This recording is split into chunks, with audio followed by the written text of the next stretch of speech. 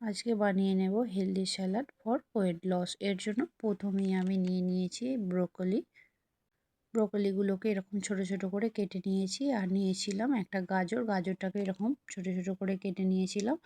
আর নিয়েছি অল্প ক্যাপসিকামটাকেও এরকম ছোট ছোট কেটে নিয়েছি। আর নিয়েছিলাম লেটুস পাতা আর একটা লেবু। সব লেটুস পাতাটাকেও ধুয়ে ভালোভাবে আমি কুচিয়ে নিয়েছি। এরপরে লেবুটারও রস বের করে নিয়েছি। এবার এগুলোকে স্টিম করে নেব। এর জন্য নিচে একটা পাত্রের মধ্যে জল দিয়ে উপরে এরকম একটা পাত্র রেখে ওর মধ্যে সবজিগুলোকে আমি স্টিম করে নেব। এদিকে পনিরটা আমি কেটে নিলাম। পনিরটা বাড়িতেই বানিয়ে নিয়েছিলাম।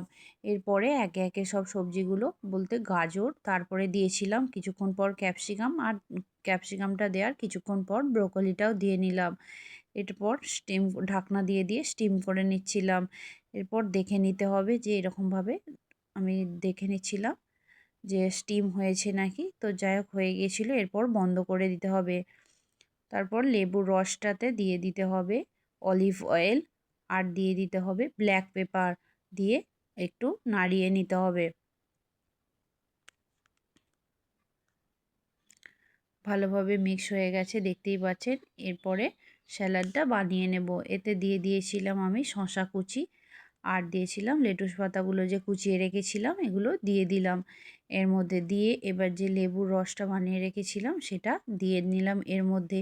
এছাড়াও এর মধ্যে অ্যাড করে নিতে পারেন কাঁচা লঙ্কা আর পেঁয়াজ কুচি, দিয়ে ভালোভাবে এটা মিক্স করে নিতে হবে। আর এর মধ্যে দিয়ে দিতে হবে ব্ল্যাক সল্ট।